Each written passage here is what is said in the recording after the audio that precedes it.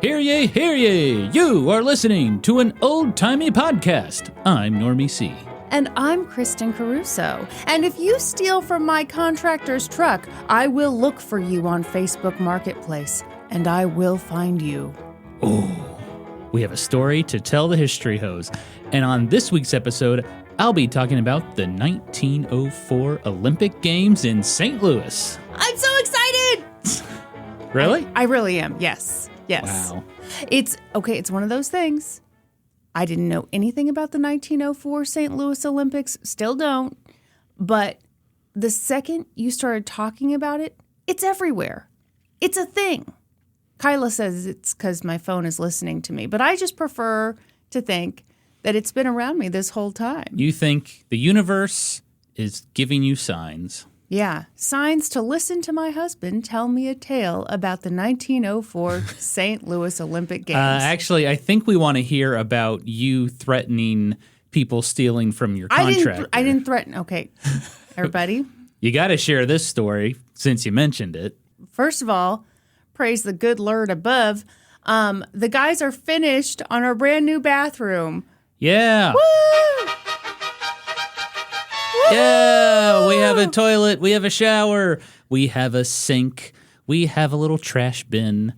Don't brag to the people. But hey, if you're wondering, geez, Kristen, how do you do with the ADHD and having people work in your home while you're also trying to work from home? Not great. Folks, let me tell you. I don't do great. It's not good.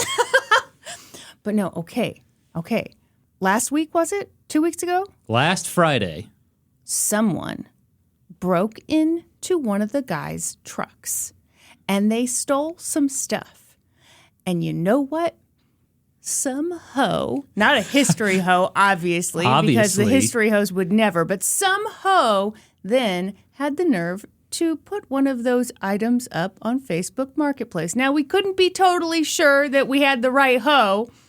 Yeah, we couldn't prove it, but the signs were adding up. Number one, the item stolen looked very, very similar to the one listed on Facebook Marketplace. Number two, the seller couldn't explain where they purchased it, how it worked, or what it did. So also bad at lying. Anyway, I took it upon myself. You know, it's not like anyone was like, Kristen, please save me. But I was like, okay, I'll message this lady. And so I did. I messaged her. Asked several questions, asked for more photos, which appeared to have been taken on a Motorola Razr from 2008. It looked like the Motorola Potato, its less popular cousin. And I tell you what, folks, I had a real moment where it was a real this is how I die moment if I don't stop, because I was getting excited talking to this lady. And I was thinking, do I arrange a meetup? And then what do I say? Or do I say to her, oh, okay, great. How about instead of me buying it, you just take it back to where you stole it from, because I know exactly where you stole it from. Anyway, I decided maybe I just needed to stop. Yeah, you had to calm down, because we couldn't conclusively prove that was the person that stole it. But it was an entertaining time, nonetheless. Do you think the guys were surprised that I was so willing to contact the lady? Oh, yeah. They were very interested in the fact that you wanted redemption. You wanted revenge. You wanted to find these crooks. It's justice. I love justice. Yeah. But it's also like, okay, if somebody's like breaking into cars and stealing stuff, yeah, I don't know if that's like worth confronting someone over. I don't know. It can be dangerous. You have to be careful out there, folks. You said it quite well to me. This is someone with nothing to lose. Yeah. And you're trying to have a confrontation. Yeah. As a non-threatening boy, this is just not worth it. All right. Well, I like to pretend that I am Liam Neeson. But instead of somebody stealing your child, they stole some random stuff from a truck. Random stuff from a truck. And I didn't like it. Mm-hmm. And I decided to put an end to it. Anyway, support us on Patreon, won't you? Ooh, yeah. What if at the $10 level... Pig Butter Investor. Yeah, Pig Butter Investor. What if at that level you not only get early ad-free episodes, video episodes to see our lovely faces.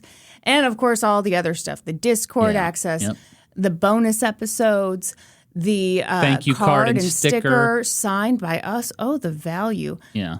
What if you also got me messing with people on Facebook Marketplace over stolen goods, possibly stolen goods? We are busy enough. I don't think we need to add more stuff to do. Oh, okay.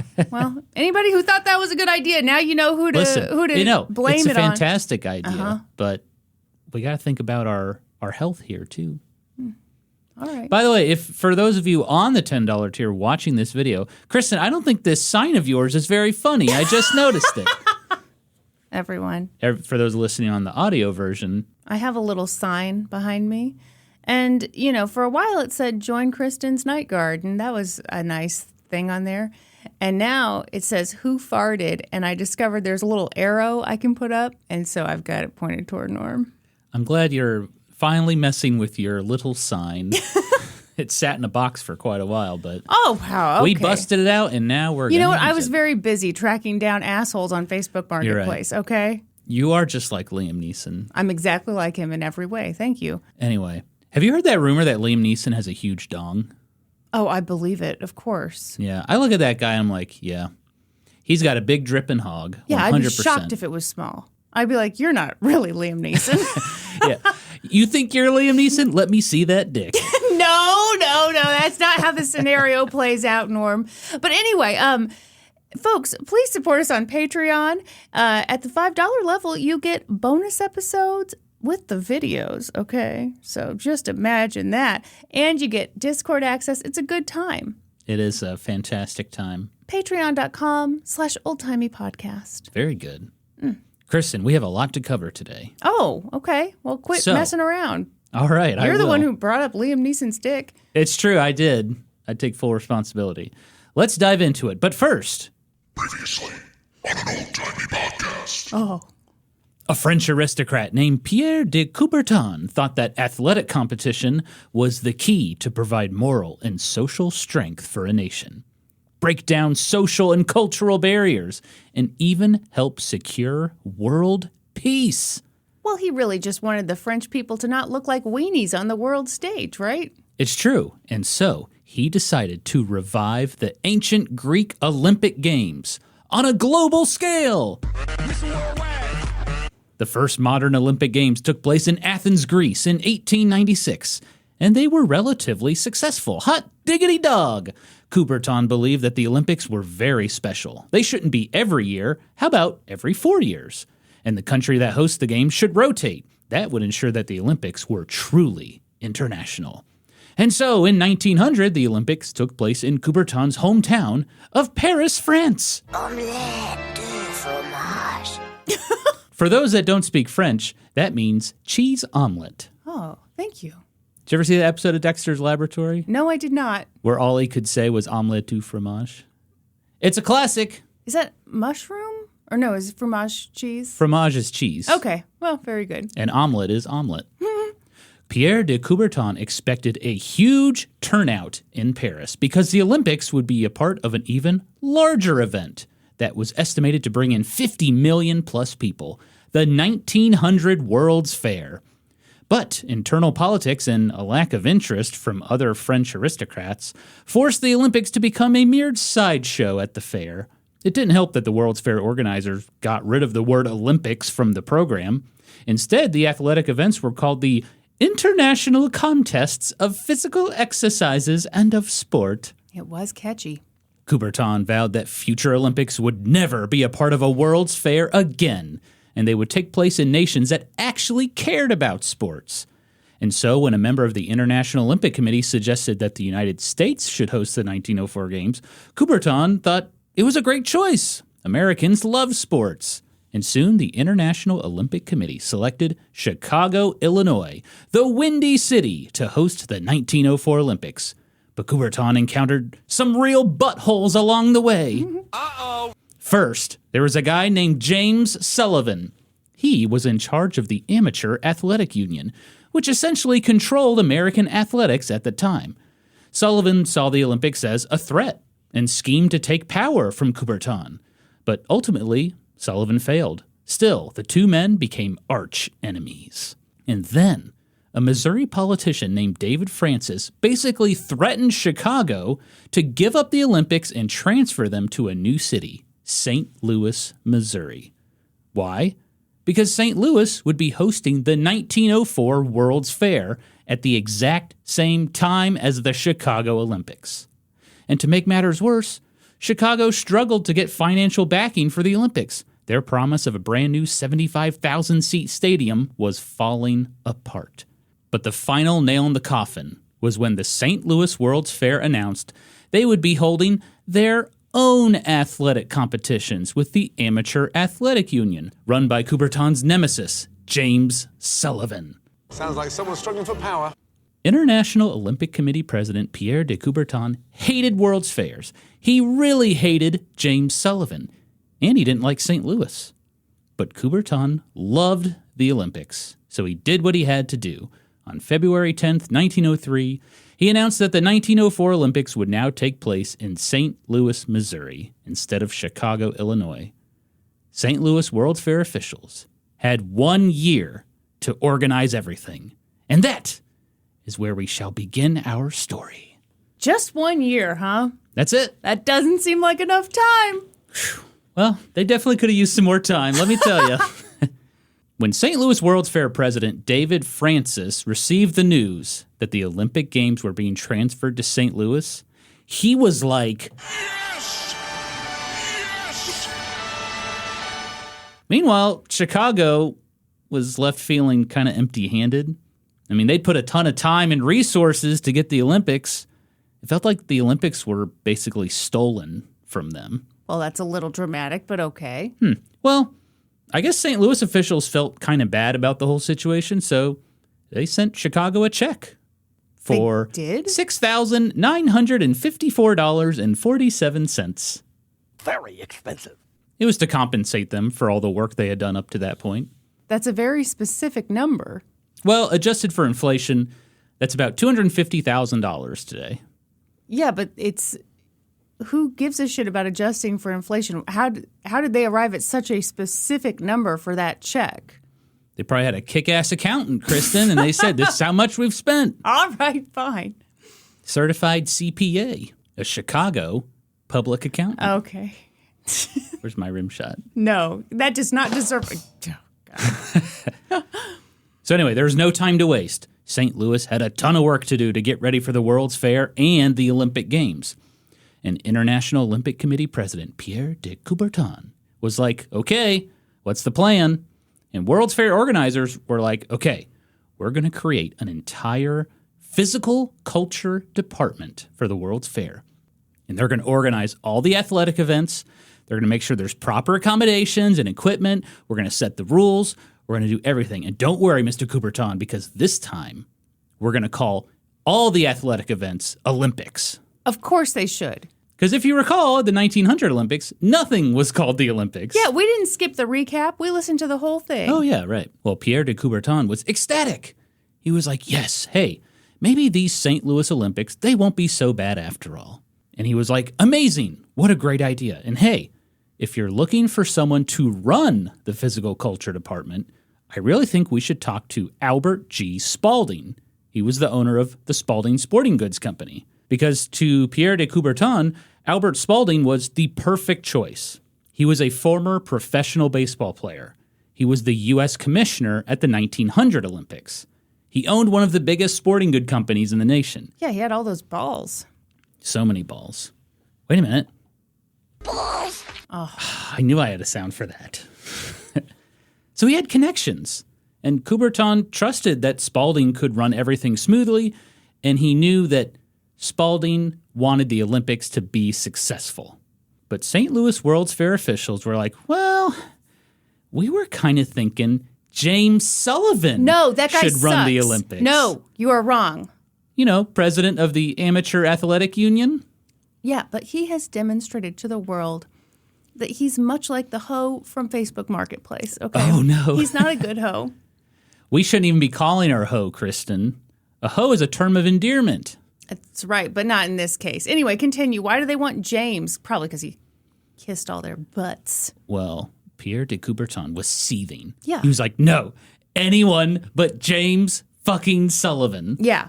But hey, let's set aside their differences for a second. James Sullivan was a good choice. He was the head of the Amateur Athletic Union. He knew how to run athletic events. And with his help, the best American athletes would be at the 1904 Olympics, right? Yeah, but you got to wonder about somebody with these ego issues. It's like, okay, if we stroke his ego enough, can we get him to do a good job? Can we kind of keep him under control, or is he going to flip out? Well, and it's not super clear if Pierre de Coubertin let other people know how much he hated James Sullivan. Well, James Sullivan went to all the newspapers and talked all that crap on him. So It's true. I mean, so I guess, yeah, people did know. Yeah. Well, anyway, the decision became easy for everybody because Albert G. Spalding was like, yeah, I don't want to run the Olympics. Oh, shoot. He was working on a special baseball commission because he wanted to find out where the sport came from. And this commission led to the myth that Army officer Abner Doubleday invented the game in Cooperstown, New York. That's a myth? Home of the current National Baseball Hall of Fame. Future topic. It is a myth. Wait, where did it really start? How'd they get that so wrong? You know, I don't know how it actually started, but most historians have concluded that Abner Doubleday did not invent baseball in Cooperstown, New York. Well, he does sound like a made-up man, so... He's a real man. Are you sure? Because I Yes. hear that most historians agree with me that he was made up. No. No one agrees with you, Kristen. Damn it. Okay. Well, actually, what if Rudy Giuliani agreed with you? Oh, God. I feel like... Why'd you have to bring up Rudy Giuliani? Well, we were having a good day. We were having a nice time. I was just thinking about, let's say you took a position on something. And then you found out Rudy Giuliani agreed with you on that position. The only one in my corner is Rudy Giuliani. Yeah, do you start to question if you're in the right corner? Yes, I would question a lot of things. So yeah, Albert G. Spalding was like, I'm out. And so James Sullivan was selected as the chief of the physical culture department and the director of the 1904 Olympic Games. And it was at this point that Pierre de Coubertin said, Everybody betray me. I don't have a friend in the world. He decided to take his and go home. He abandoned the 1904 Olympics. Okay, this is a thing this guy does. I'm starting to not like Pierre either. Yeah? Things don't go his way, and he takes his balls and he goes home. He does. He did this at the 1900 Olympics, too. You know, for somebody who is so into sports, sports, Yeah. he sure does go home when it seems like he's losing. Maybe a little bit of a sore loser. Yes. It's true. He made the decision to transfer the games to St. Louis. But if James Sullivan was going to be involved, he wanted no part of these Olympic Games. So he ceased communication with the World's Fair organizers. And in turn, they stopped sending him updates about the Olympics. Well, yeah, it doesn't stop the Olympics from happening. Yeah. It just stops you from being able to influence them in any way. For what it's worth, James Sullivan seemed perfectly fine with this new arrangement. Of course he did. He smiled like the Grinch. Okay, but last time Pierre did this, it was a disaster. Why does he want to do this again? Well, Did he learn nothing? Listen, I think it's just a personal animosity. There is some hope. Again, the World's Fair organizers were super pumped about the Olympics, and they definitely wanted it, and they wanted it to be successful. Yeah. This was really about his beef with James Sullivan. Yes, I understand that. But what I'm saying is he has done this before. When things did not go well with the Olympics in Paris, he was like, F you, F you, F you, I'm gone. Yeah. And then it was a huge disaster. So did he learn nothing from that? That maybe when things aren't going his way, he should still stick it out because he's the one in charge? I guess not. Thank you for answering my question. You're welcome, Kristen. Anyway, on April 30th, 1904,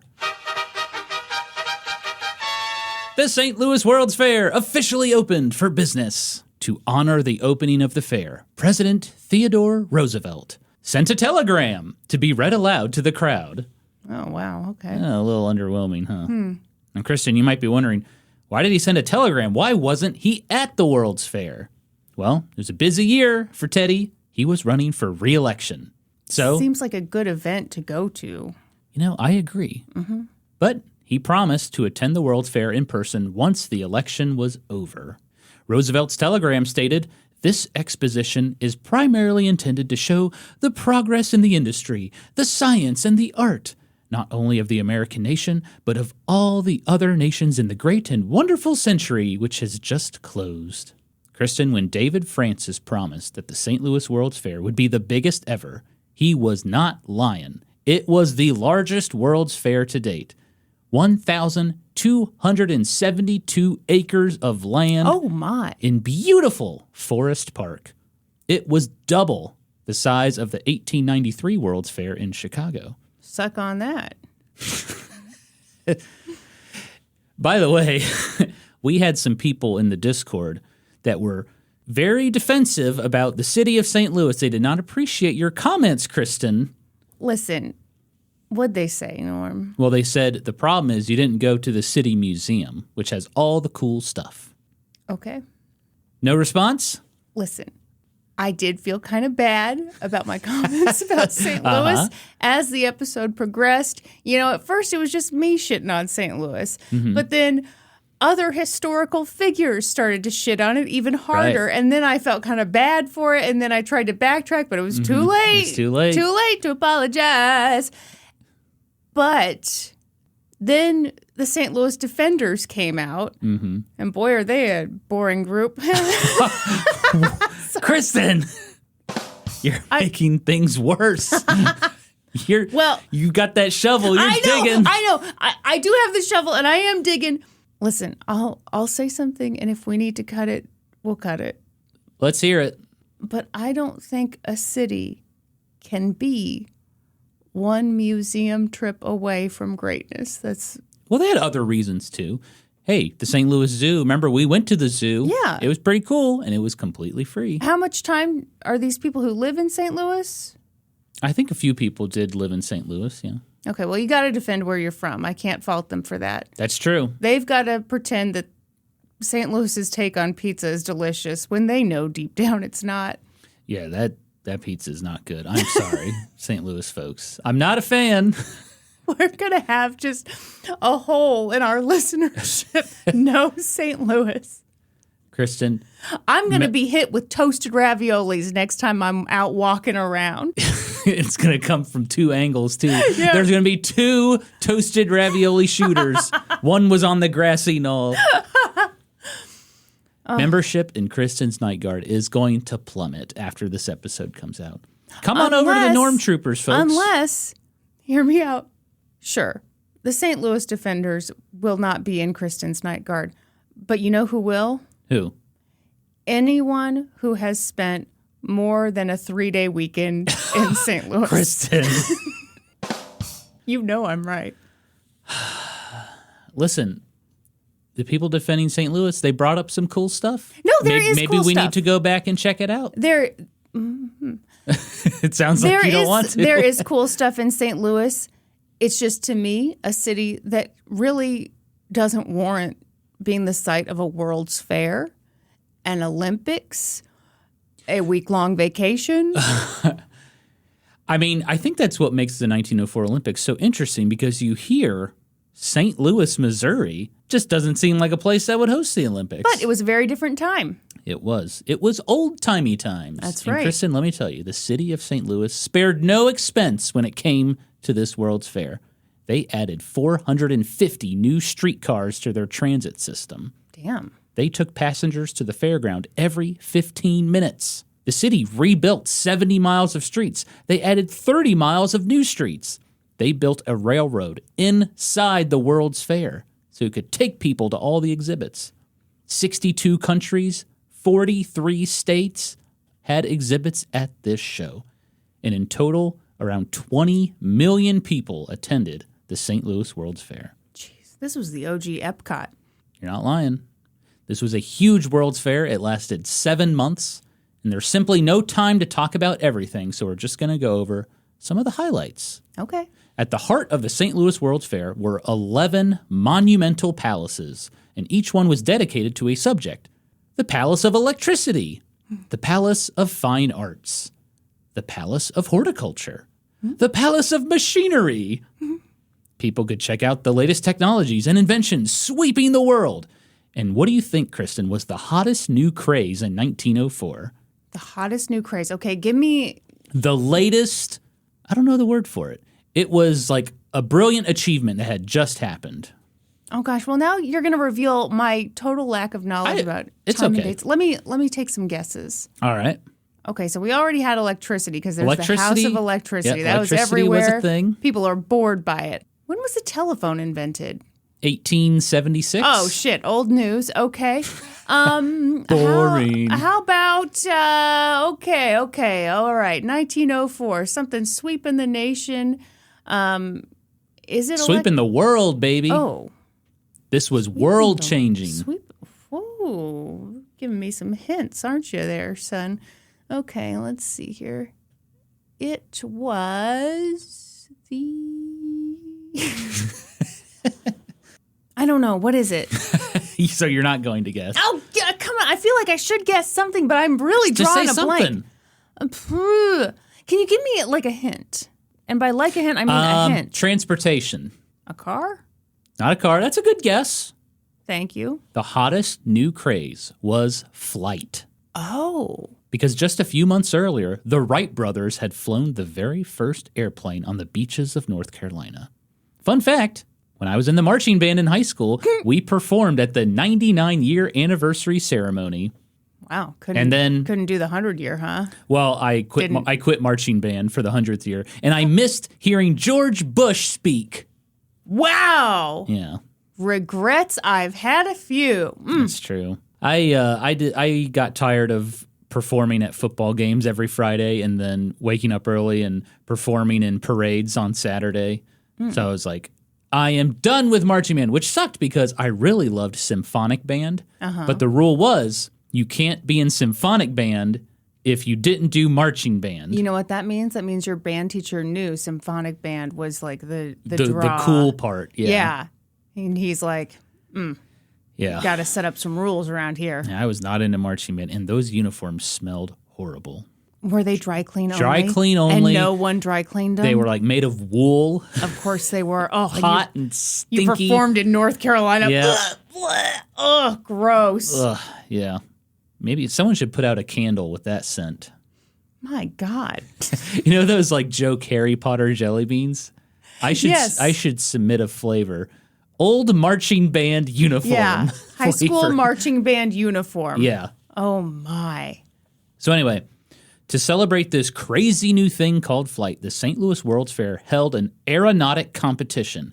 They set up a course, and they offered $100,000 to whoever could fly through the course the fastest. Damn. Adjusted for inflation, I forgot to look this up, but that's got to be over $1 million. Norman, right? you get on that Okay. computer right now. Hang on. And you dee. Everyone, can you believe this? Kristen's night guard. I'm over here doing all the stuff. $3.5 million prize. That's wild. That is. So, pilots from around the world came to participate with their homemade airships and airplanes. But I think World's Fair organizers, they may have overestimated how far flight technology had come because no one was able to complete the course. Maybe they just didn't want anyone to, they didn't want to give away that kind of money. Yeah, so they made the course super ridiculous. An American pilot who flew the farthest was given $500. Boy. Ouch. Yeah. History hose, if you're afraid of heights like myself, the thought of flying in a plane made of Tinker Toys would make you shit yourself. But don't worry, there are other things for us to enjoy at the World's Fair. Hey, let's go check out the Palace of Transportation. On display, 140 different types of automobiles. Oh. Some ran on electricity. Oh. Some ran on steam. Pretty cool, huh? Yeah, Electric that is cool. cars in 1904. The only problem, you had to plug them in. Yeah. So you can only go so far with that extension cord. Mm-hmm. I actually don't know how they ran, but we have a neighbor that mows his lawn with a plug-in lawnmower. He has like a 200-foot long extension cord so he can reach everything. And I'm just like, man, how many times has he run over that extension cord? That's how we tragically lost our hedge trimmers. We had oh, that's right. We trimmed off the damn electrical cord. and by we you mean me. Kristen. I had in headphones. All of a sudden I'm like, what the hell happened to the hedge trimmers? These things suck. And then I looked down and realized I had cut the cord. You cut it yourself? Uh-huh. The call's coming from within the house? I'm afraid it was. Okay, well, maybe you're not into cars, Kristen. No problem. Let's check out the latest inventions in the medical field. Wow, look at this device that lets you see inside of people. It's called an X-ray machine. Ooh, okay. Ooh, now a mainstay in modern hospitals. You want to know another mainstay in hospitals? Incubators. Oh. The first baby incubators were shown off at the 1904 World's Fair. With babies in them?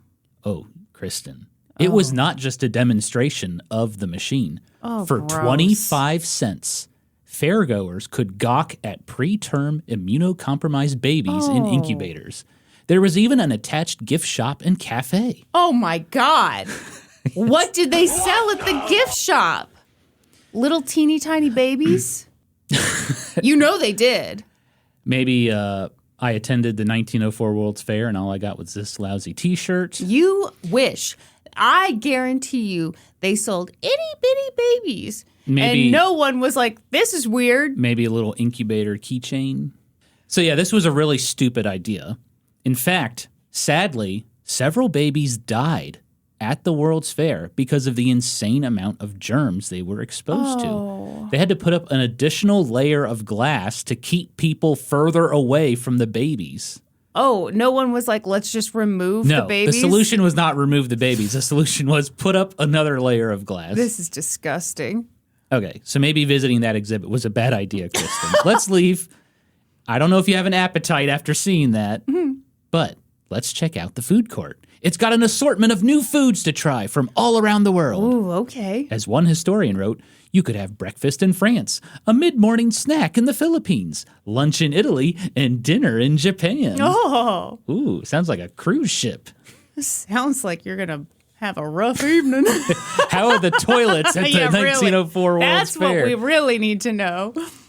Whew, Mondo Dukes. Notable foods at the 1904 World's Fair include hamburgers, hot dogs, the waffle cone, peanut butter, and cotton candy, which was known as fairy floss at the time. That is a very cool name. Yeah, I agree. And to wash it all down, how about we try this brand new soda that just came out? They call it Dr. Pepper. Oh, I love it. Are you excited? You're going to be real excited for this next one. Maybe that soda's a little too sweet for you. It's not. Let's try something a little more refreshing. Kristen, you'll go crazy for this. Here's a nice, tall glass of iced tea. Well, I mean, they had iced tea. What? Well, This wasn't like a new thing, right? no, it's not like it was invented at the World's Fair, but Right. it was Popularized. at the World's Fair. Okay. And I was thinking, that's interesting. And then I remembered, getting ice was probably really hard back then. Oh, it was. Yeah, so- Oh, my grandma once told the shadiest story. Are you ready? Yeah. Okay. So she and her friends were sitting outside. This was back in old-timey times, so it's the perfect story to tell. It's not even a tangent, really, when you think about it like this. And across the street, some rival gals were also sitting outside, and they were drinking water that had ice in it. And it was kind of a, look at us, we've got ice we got situation. money. And my grandmother and her friend were a little devastated because they could not compete. But you know what they did? What'd they do? They got some lemonade. But it was like warm, Well, Norm, whose side are you on in this story? lukewarm they lemonade. didn't- Well, you know what? They did their best, Norm. It was lukewarm because they Yeah. didn't have ice. They didn't have ice money, okay? Yeah. Man, I can't imagine a world without ice. I know. This Crystal Light just wouldn't taste the same. It wouldn't. You'd be drinking lukewarm lemonade trying to one-up the gals next door. Should I talk about my new Crystal Light advertisement that I have sitting behind me. I think you should. We talked about it on the bonus episode, but you should mention it for the people. For you historios that have the video version of this podcast, I purchased the very first advertisement for Crystal Light featuring the beautiful Linda Evans. Careful, hey. And she says on this ad, I believe in Crystal Light because I believe in me. And I know what you're thinking. You're thinking, that can't possibly be what it says on an ad for Crystal Light. It's true, though. I believe in Crystal Light because I believe in me. Mm-hmm. It's true. It's all you need to know about Crystal Light. And it's all you need to know about building self-confidence. By the way, when we bought Crystal Light the other day, the price had shot up. And so I have concluded it is because of an old-timey podcast. Demand for Crystal Light has skyrocketed. You know, I think it's because we all believe in ourselves so much now. It's great. It's a great reason to listen to this podcast. We're giving people confidence. Get confident, stupid. That's what we say. So, nice tall glass of iced tea at the World's Fair. But maybe you're thinking, look, I need to get turned. Oh. No problem, baby. Let's sample this whiskey. It just won the gold medal at the whiskey competition. Oh, shit. It's made by a fella from Tennessee named Jack Daniel. Oh. Don't you mean Jack Daniels? No, his name was Jack Daniel. Oh, and the bottle says Jack Daniel's Tennessee whiskey. Wow. Come on, Kristen. You just witnessed an actually person get humbled there. I was really ready to pounce. I did the Uno reverse card. You I did. actually do. Take that. One little titty bitty here. Most, if not all, of the foods and drinks that I just mentioned were already invented, but the World's Fair exposed them to a much wider audience, so popularized them. Okay, lunch is over. I just had a bunch of hot dogs. Whole bunch of whiskey. Snacked on some fairy floss, washed it all down with some Dr. Pepper. I'm sipping on my Jack Daniel's whiskey. Gross. Let's go have some fun. What should we do, Kristen? Vomit. Well, hey, before we vomit, let's check out Lincoln's childhood cabin. It was transported to the World's Fair from Kentucky and put on display. Was it really? Mm-hmm. Wow. Or we could check out one of the most popular attractions at the fair. It's a horse named Beautiful Jim Key. This horse was super smart. Apparently it could read, write, make change. Shut up. That's what they No, claim. this is two dudes in a horse suit. No, it was a real horse. And the guy in back is like, if you fart one more time, I'm just walking off. No, I think it was a real horse, Kristen.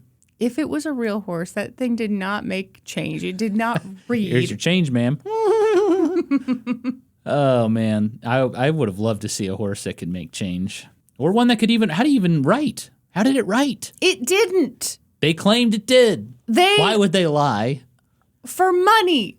To get people to come to their show. Okay. You literally just talked about infants dying. And rather than taking the infants out of the exhibit, let's just think about that word being used. Exhibit. They put up an extra little glass panel. You're making me think of Pimp My Ride, hosted by Exhibit.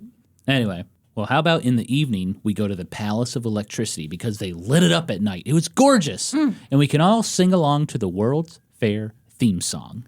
Meet me in St. Louis, meet me at the fair. Don't tell me the lights are shining. Please, this is too fast. Okay. Kristen, this song was a chart topper. It was a huge hit in 1904. It's so bad. 40 years later, the song became a huge hit again because it was a song from the 1944 film Meet Me in St. Louis, starring Judy Garland. And the movie takes place during the 1904 World's Fair. Well, if Judy's singing it, all right, but that fella, boy. Meet me in St. Louis. He's doing his best. He's doing his best, Kristen. The technology was not there yet. I had to use a ton of noise removal on that, by the way, because the original track was just like... Probably should have noise removed that voice. The St. Louis World's Fair was full of new and exciting things from all around the world. But remember, Kristen, this World's Fair was also called the Louisiana Purchase Exposition. the 100-year anniversary of the Louisiana Purchase. It was intended to celebrate American imperialism. As one historian put it, a major theme of the St. Louis World's Fair was to, quote, illustrate the progress of human civilization from barbarism to modern Western culture, Oh, I don't like where this is going. emphasizing the superiority of the latter. Is it barbarism or barbarianism? Barbarism sounds like a guy that cuts my hair. I guess it could be both, right? And he does it in a barbaric way. Yeah. You monster. You gave me a bowl cut. I used to have a bowl cut. You looked good with it. Yeah. You've got the hair for a bowl cut. That's the thing. If I have the photo handy, I'm going to put it on the video version of my wicked bowl cut when I was a kid. People are going to be like, ooh, what a cutie pie. The World's Fair wanted to showcase just how much better people thought Western culture was than the rest of the world. So in addition to new inventions, museums, a food court, they had human zoos featuring people from so-called savage cultures. Oh. No, God! No, God, please, no! No! Yeah, I'm with you there. Sadly, human zoos were not a new thing. They had been at previous World's Fairs as well. But the human zoo in St. Louis was the largest in human history. An estimated 10,000 indigenous people from all around the world were on display. Shut up. You want me to stop talking? No, that is wild. 10,000 people? And their job was to recreate their everyday lives in small villages constructed on the fairgrounds. So were they like in enclosures? Like in a... Oh, wow. Yep. Among the indigenous groups were the Patagonian giants of South America, the Ainu people of Japan, members of 51 indigenous American nations, including Apache war chief Geronimo. You could have your picture taken with him in front of a teepee for a nickel. How much of that nickel did he get? Unclear. Many of the people in the human zoo were professionals who did this for a living. It was a job. Yeah. But World's Fair officials also traveled the world to purchase people for the human zoo. Ugh. One World's Fair official went to what is now known as the Democratic Republic of the Congo to purchase native Mbuti people called pygmies, who were known for their short stature. One of them was a 20-year-old man named Ota Benga. Benga was purchased from slave traders for some salt and cloth. Oh, my God. Ota Benga became a huge attraction at the World's Fair because of his teeth. They had been filed to sharp points, and that was part of a ritual when he was a child. Oh. And Ota Benga used this to his advantage. He started charging fairgoers 5 cents to look at his teeth. Good. If you search Ota Benga teeth, you'll see what I'm talking about. You can kind of see... Oh, yeah. I think there's even a few pictures from the World's Fair with him. Yeah, I'm looking at them right now. He was cute. His life story is incredible, but also tragic. Yeah, I mean, I do think there's something to be said for the people who are like, okay, I'm in this situation. I'm going to make the best of it, and that means I'm going to charge people for what they want to see. I'm going to benefit in some way, too. Yeah, and a lot of the people in the human zoo caught on to that, and they racked up some money. Good. Charging people to gawk at them, you know? Good. Do you want to hear a brief summary of Ota Benga's life? Yeah. Okay. This will be a future topic because I wrote it down. Okay. But brief summary. After the World's Fair, Ota Benga was put on display at the Bronx Zoo. Oh, my God. He had to live with the chimpanzees and the monkeys and orangutans. And then he was given up to an orphan asylum, and he was taught English. Well, wasn't he like an adult? Yeah. Okay. He was taught English. He was given traditional Western clothing. They put caps on all of his teeth. And then he got a job at a tobacco factory. But eventually he decided he wanted to go home to the Congo in Africa. But Benga was unable to because of World War I. And he ended up killing himself. Oh. It was sad. But Yeah, I can't imagine crazy. living that life. Future topic for sure. The Great. I'm really excited. That'll be a hoot. Real hootenanny. What does hootenanny mean? I have no idea. The biggest part of the human zoo was the Philippine reservation. It took up 47 acres, and calling it a reservation was no accident. The United States had recently conquered the Philippines and literally shipped people to the World's Fair. So to me, this sounds like people are not in enclosures, which at first I was like, that'd be terrible. But now I'm wondering, gosh, is it even worse if you're in direct contact with people who are gawking at you? What do you mean they're not in enclosures? Well, I mean, like, if I'm on display and you're a fair goer, is there glass between Not glass. It's like a little fence. Okay. Like hip height from the pictures I looked at anyway. Okay, well, and you could just go up and look. And okay. Again, they had to recreate their everyday lives in this 47 acres. Gotcha. Future President William Howard Taft, who was the U.S. military governor of the Philippines, said that the World's Fair would exert, quote, a very great influence on completing the pacification of the Philippines. What the fuck does that mean?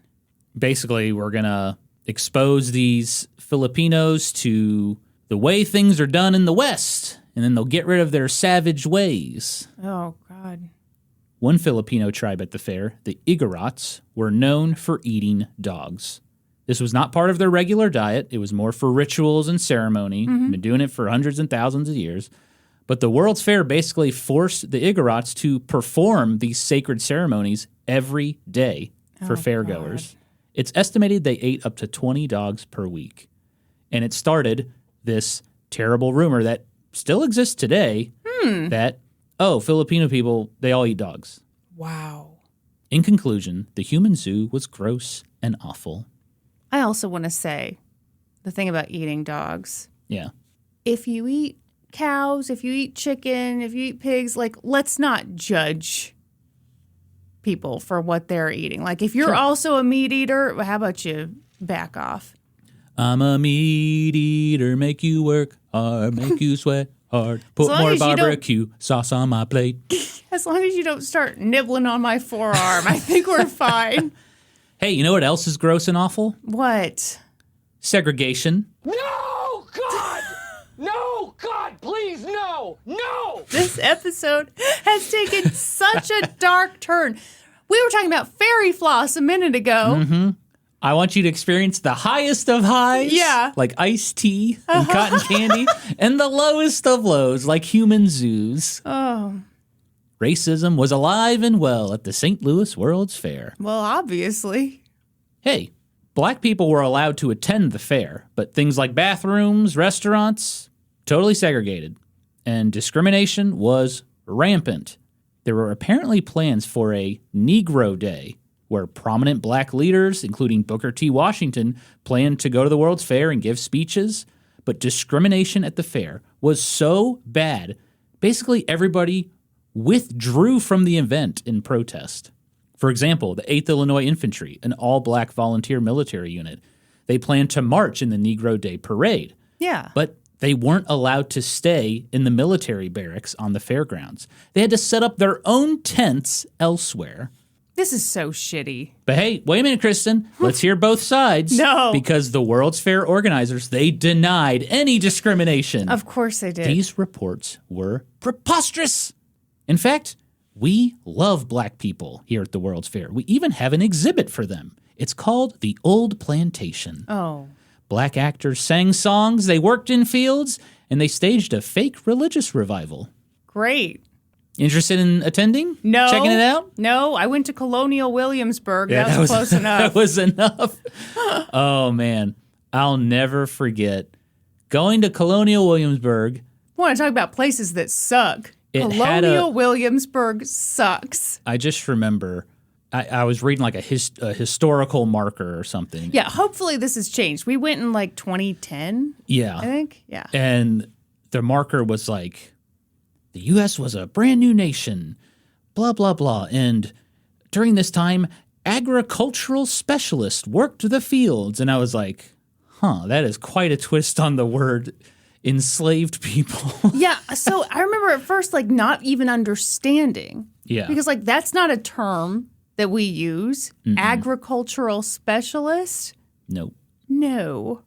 Anyway, they dressed up slavery, and that was fun. The other thing that I thought was kind of weird was like they had kids take like axes and they could like throw them at like cardboard cutouts of British soldiers. And I was just like, this is weird.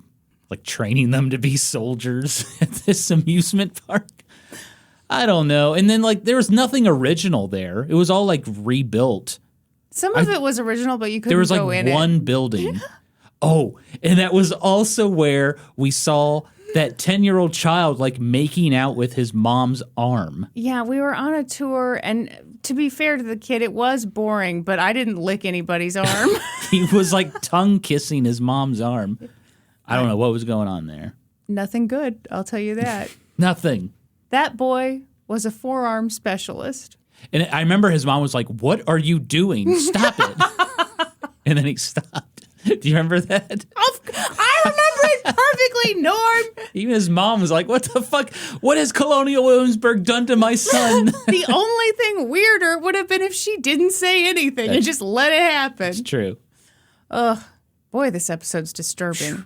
Kristen, taking place among all the new inventions, the food courts, the human zoos, the racism, the discrimination, was another little event called the 1904 Olympics.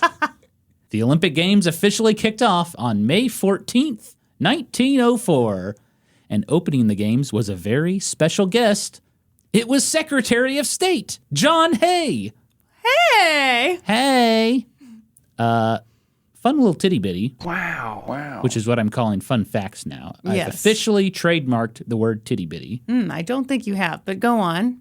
John Hay served as Abraham Lincoln's private secretary. You know, I think we got to raise the bar for what constitutes a fun fact, okay? I think that's cool. Okay. He was still serving in the government in 1904. Oh, God, he must have been old as hell. Yeah, he was old. Put him on display. Oh, Put him in an human incubator. Zoo, old people. Well, he had to be ancient. Put Are you on kidding me? Matlock. Just watch an old guy watch Matlock. Fun fact, Matlock wasn't invented for the World's Fair, but it was popularized by the World's Fair. Yes, because people just gawked at Also, Werther's Originals. Werther's, it's a melody. Wow, okay. I do love some Werther's.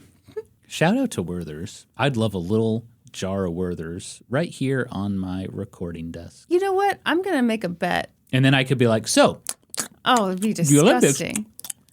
But don't you think that as far as people in this world whose names are Norman, don't you think you're kind of an outlier for not having a little dish of Werther's Originals in your home?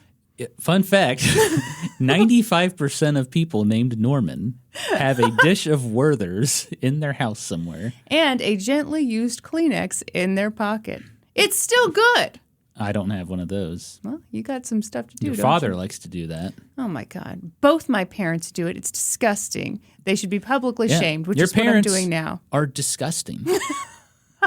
So yeah, the Olympics are a-happening.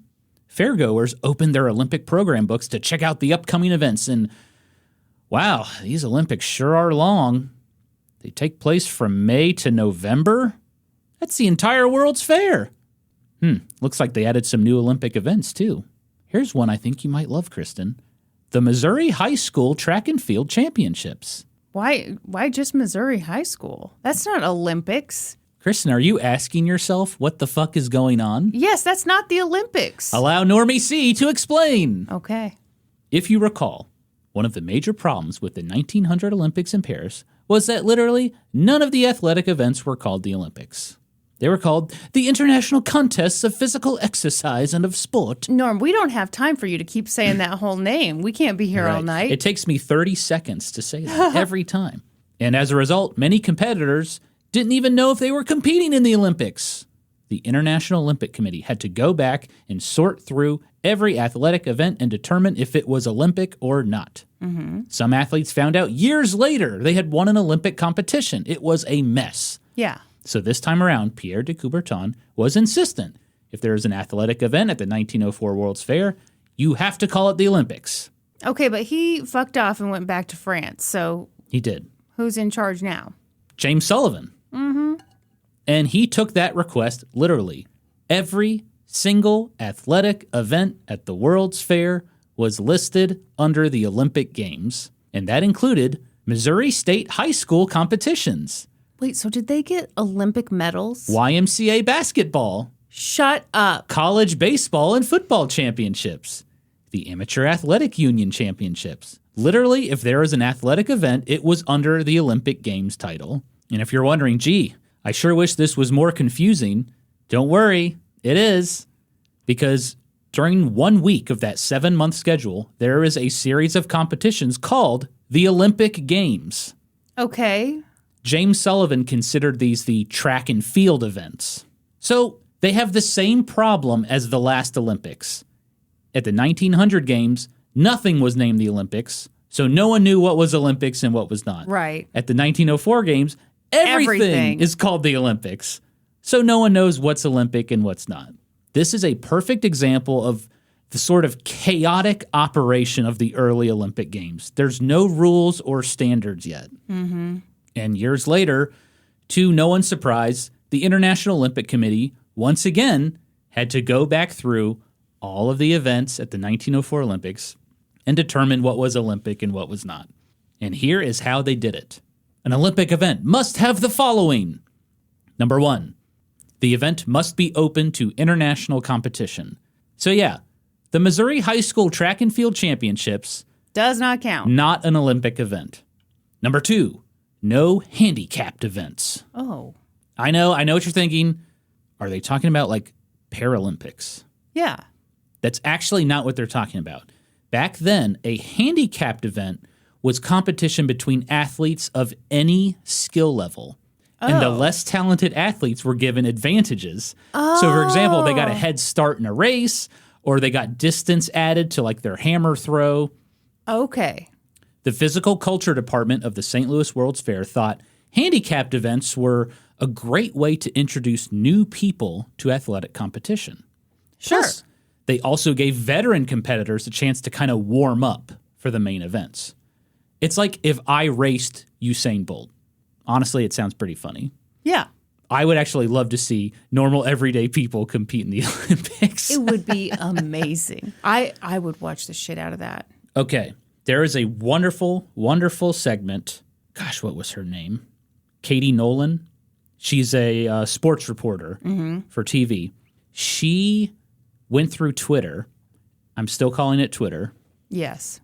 And found people who, during NFL games, are like, I can't believe this guy missed a field goal. I could have made that field goal. Uh-huh. She found a couple of these guys, flew them into the studio, took them to a practice field with a field goal, and they're like, okay, you said you could make this field goal. Yeah. We're going to set up the ball the same distance. I love it. And we want to see if you can actually make this field goal. I love it. Is this on YouTube? I need to watch it. It is on this. YouTube. Okay, yeah. okay. So I have to watch it. By the way, no crowd. There's no 300-pound men running at you trying to tackle you. Yes. They have perfect concentration to make the field goal. And guess what?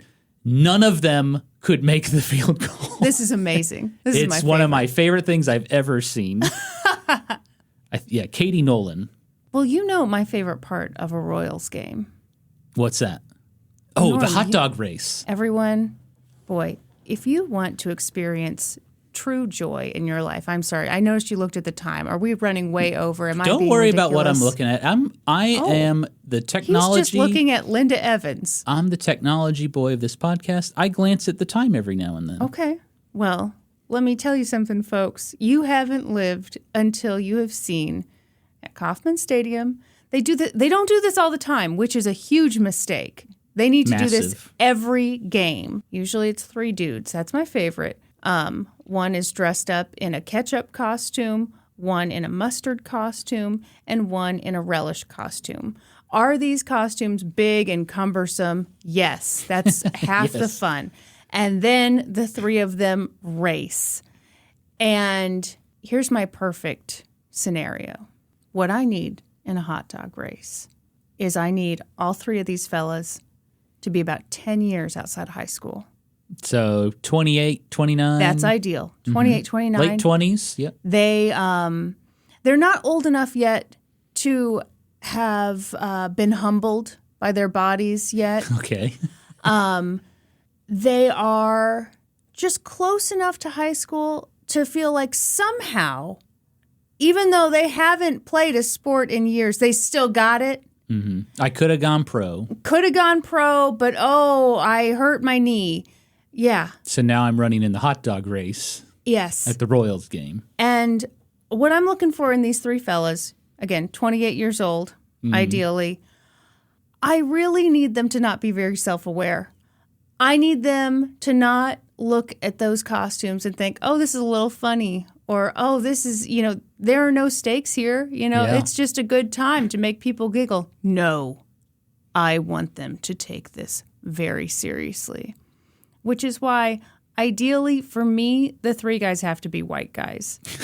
They just have to be. I've seen a lot of these races. When it's three, 28-year-old white guys, no one takes it more seriously. Therefore, the looks on their faces when they start to fall behind, when the mustard costume gets in their eyes, when they see their buddy taken off way faster, it's an incredible thing to see. It's better than actual baseball, I think.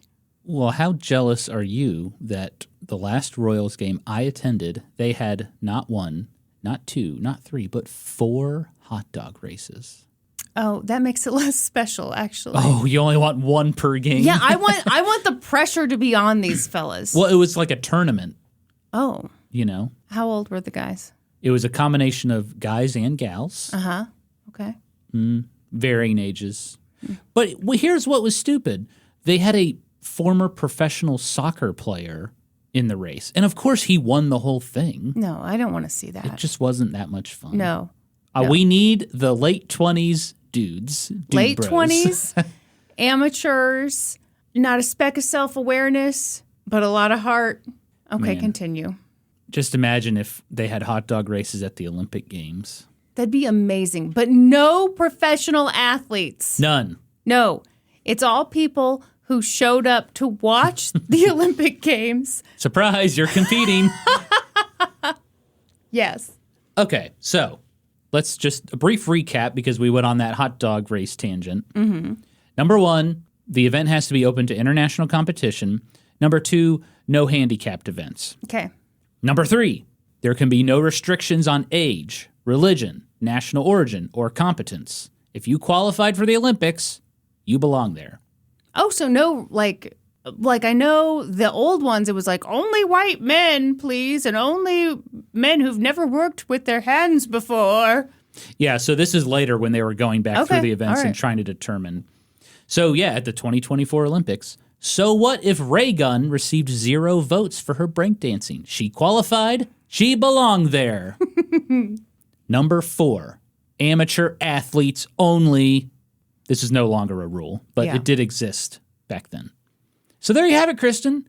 That's how the International Olympic Committee was able to sift through and figure out what were actual Olympic events. Fun titty bitty. Wow. Even though a lot of these competitions were not considered Olympic, winners still received medals that said Olympic Games on them. That's amazing. Can you imagine? You won the St. Louis High School Basketball Championships, and you received a medal that said the Olympic Games on it. I mean, the funny thing is, with so many things being labeled Olympics, you probably wouldn't know at that time exactly how cool that was or how ridiculous it was. It wouldn't be until decades later that you're going through Grandpa's closet and you find an Olympic medal. And Grandpa was 5'8". So you're wondering how the hell that happened. Grandpa won a medal at the Olympics for playing the jug. Doot, doot, doot, doot. Now, the Olympic Committee says those medals are not actual Olympic medals. And the people that competed in that week-long Olympic Games, those are the real Olympic medals. But I don't know, man.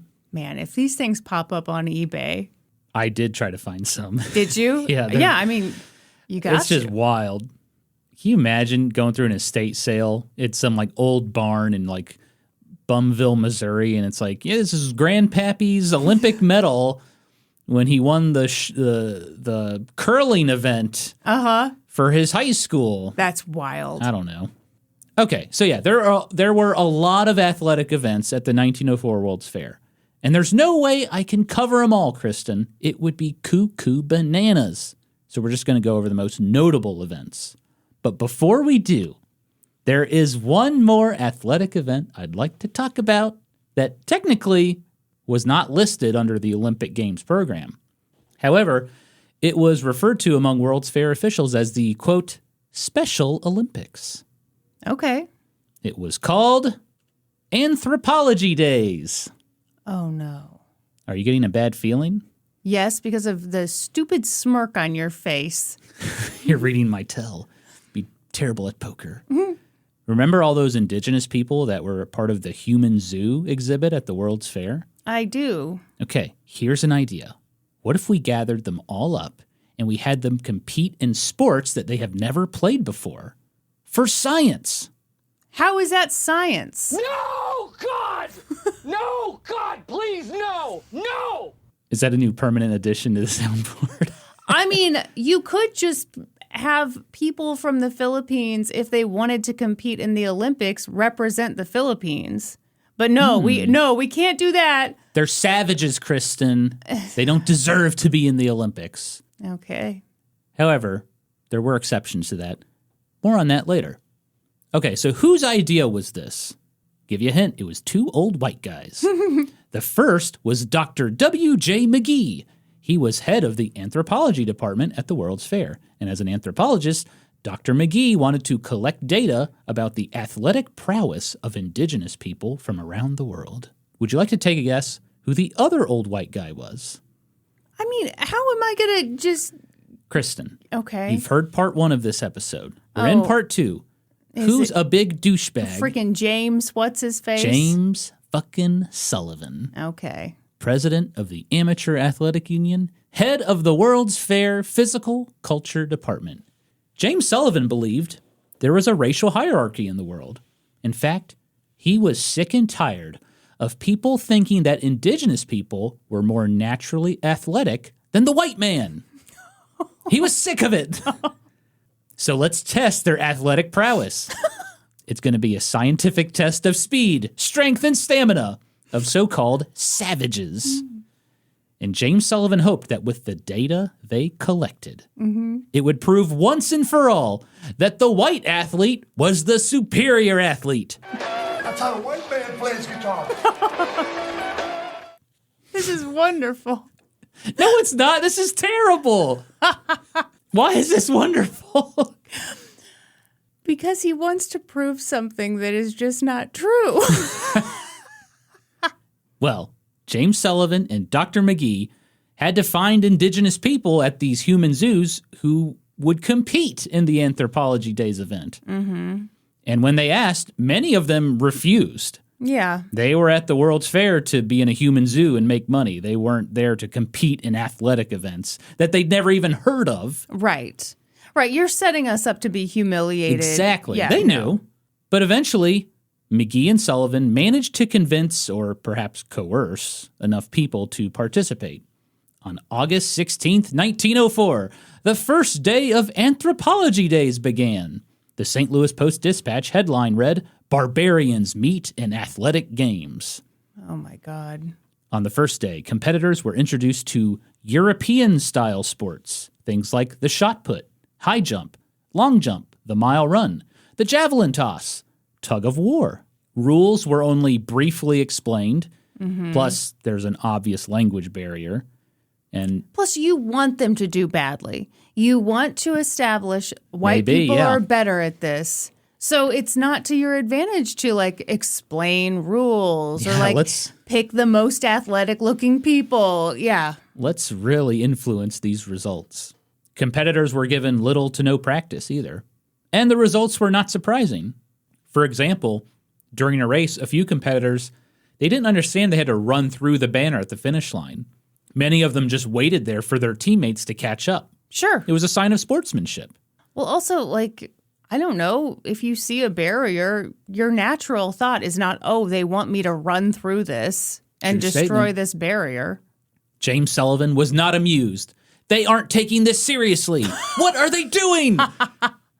He was pissed, Kristen. Well, I'm devastated to hear that. And so the next day, indigenous people competed in, quote, savage-friendly events.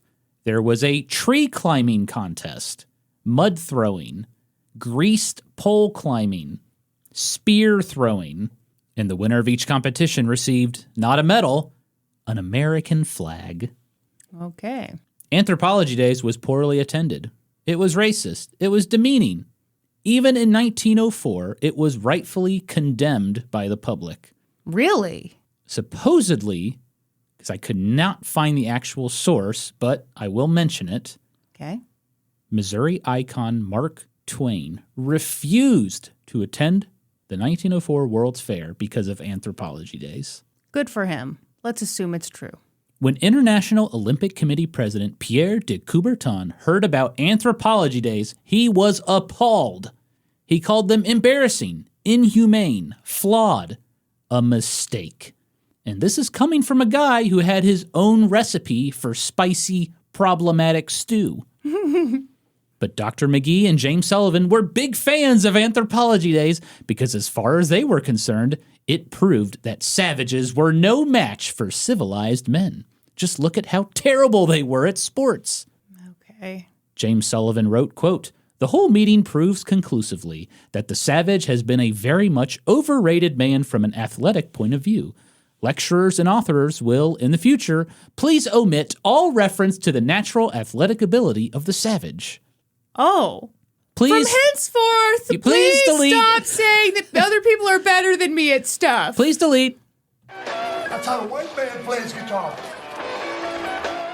So, okay, I am glad to hear that Pierre spoke out against this, but this is also the kind of thing that if you want to be in charge of something, you stick with it so that you can try to stop So maybe it that in doesn't real happen? time. Yes.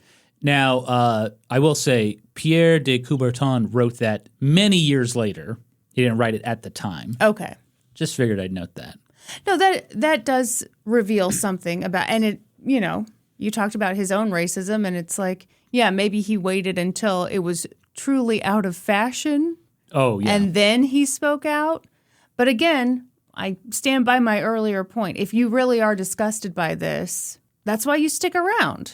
The Olympic Games are forever linked to Anthropology Days and all the other terrible shit that happened at the World's Fair. Yeah. But anyway, let's move on. Let's highlight some actual Olympic events. The 1904 Games contained a couple of notable firsts in Olympic history. Kristen, for the very first time, winners were given gold medals for first, silver medals for second, and bronze medals for third. Just as God intended. A tradition still happening today. This was also the first time the Olympics had boxing, freestyle wrestling, weightlifting, soccer, lacrosse. Unfortunately, it seemed like participation in the 1904 Olympics, it kind of took a step back. Why?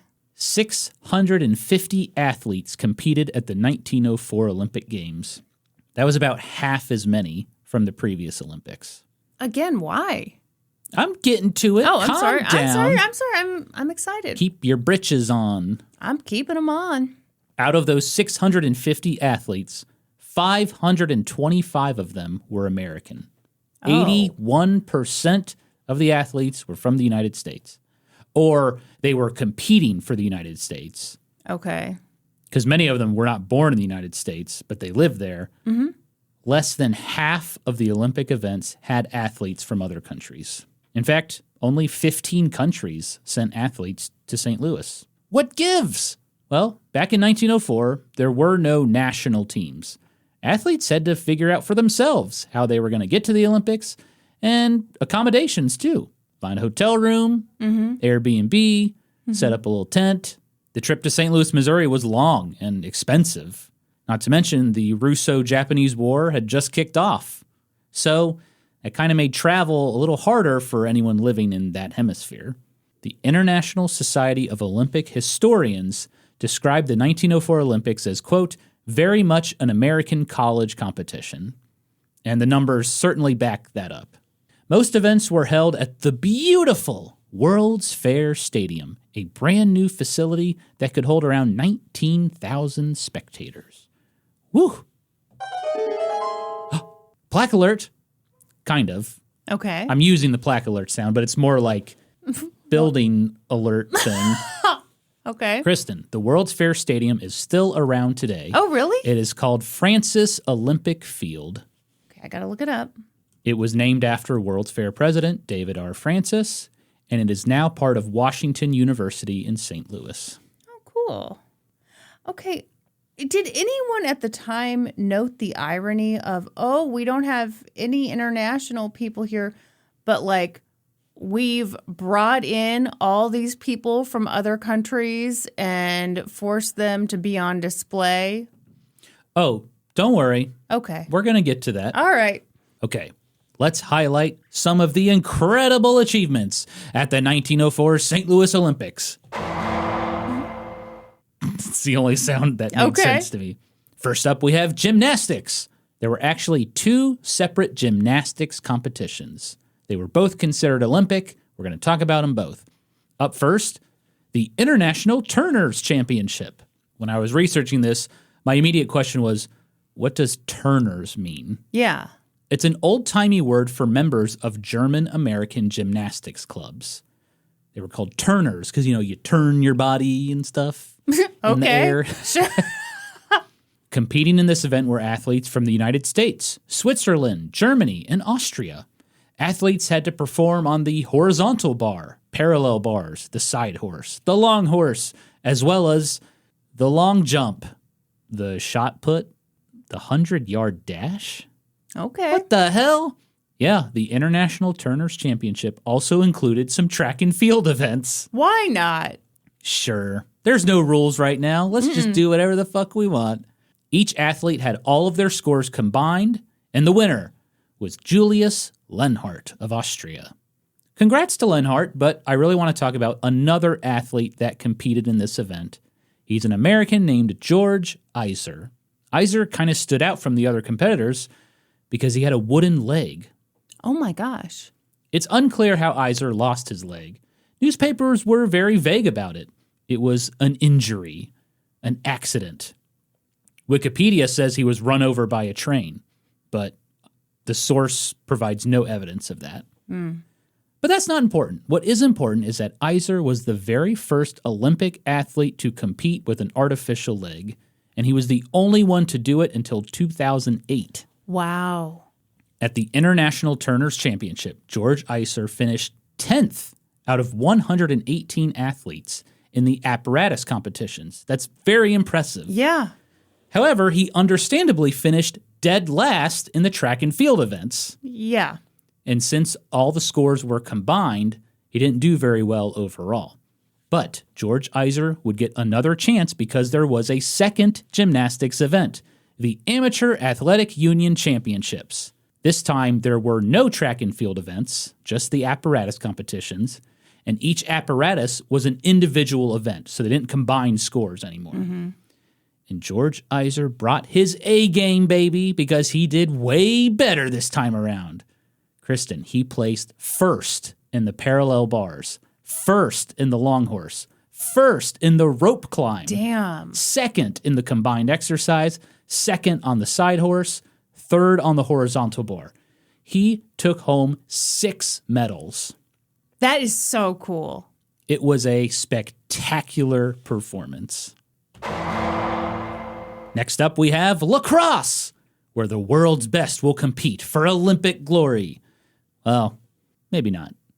Only 4 teams competed in the lacrosse event. Okay. They were the Brooklyn Crescents, the St. Louis Amateur Athletic Association, the Winnipeg Shamrocks, and the Mohawk Indians of Ontario, a team made up entirely of people from the Mohawk Nation. Oh, cool. That's kind of a cool moment because lacrosse was literally invented by Indigenous Americans.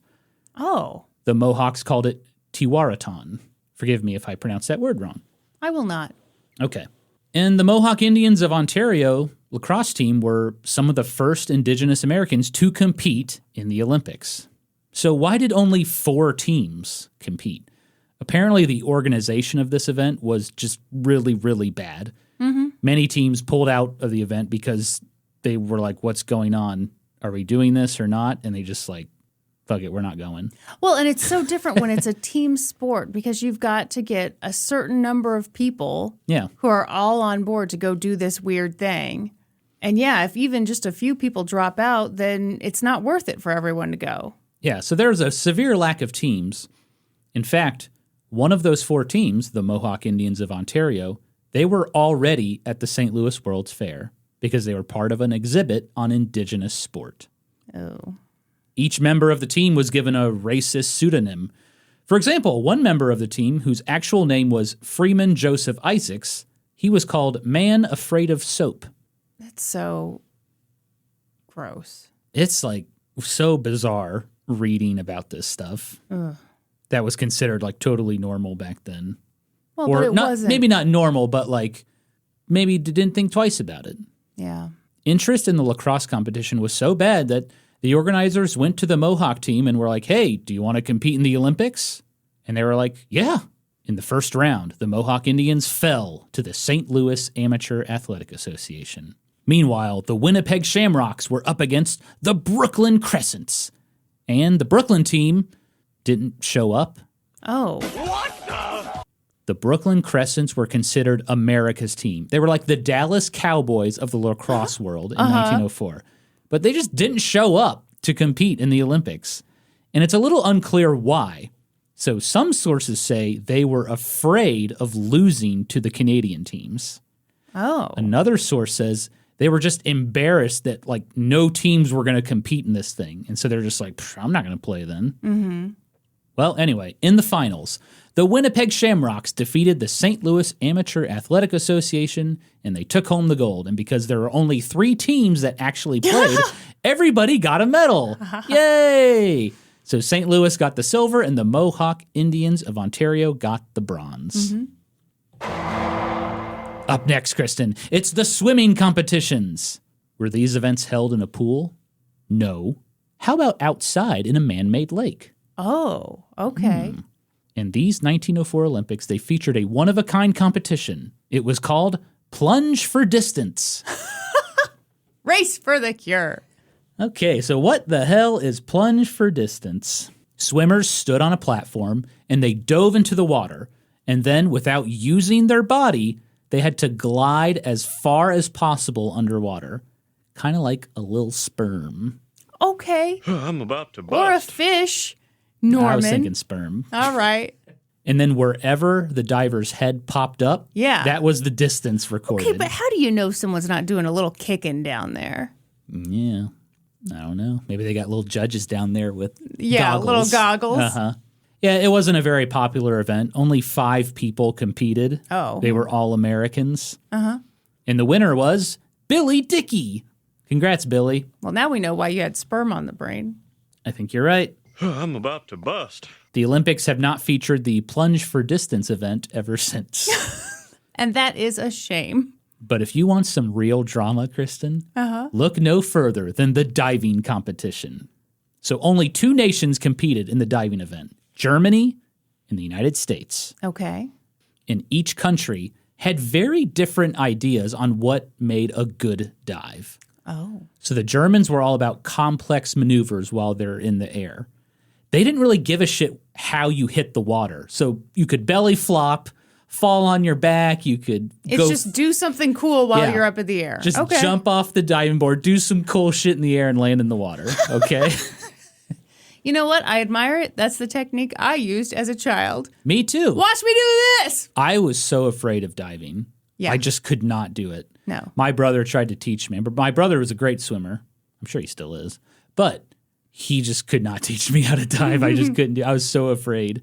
I don't know what I thought would happen to me, but Well, you know, threatened boy. You're threatened by everything. including diving. Yeah.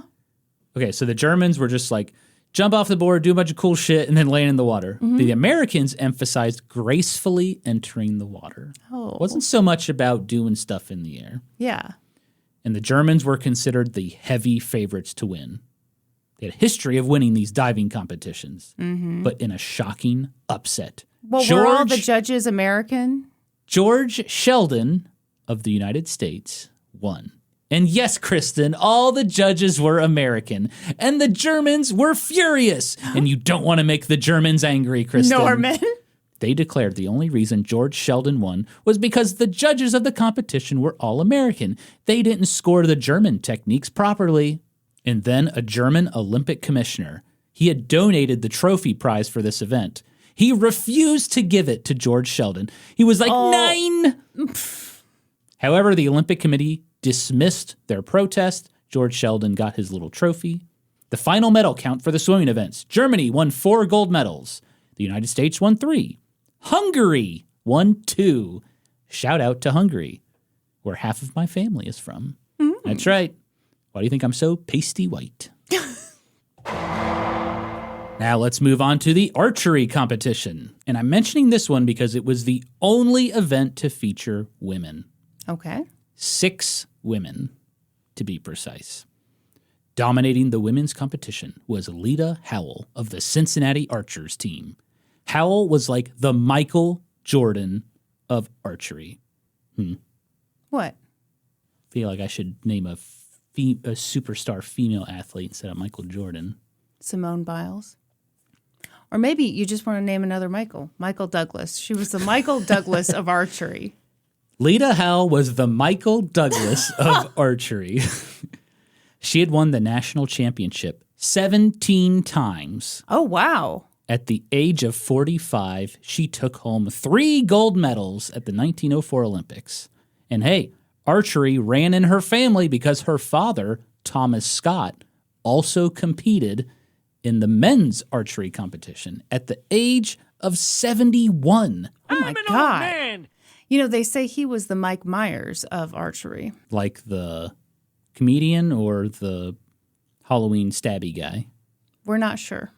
Thomas Scott is one of the oldest Olympic athletes ever. He placed 17th. Wow. And now the moment you've been waiting for, Kristen. It's time to talk about those track and field events, or as James Sullivan called them, the Olympic Games.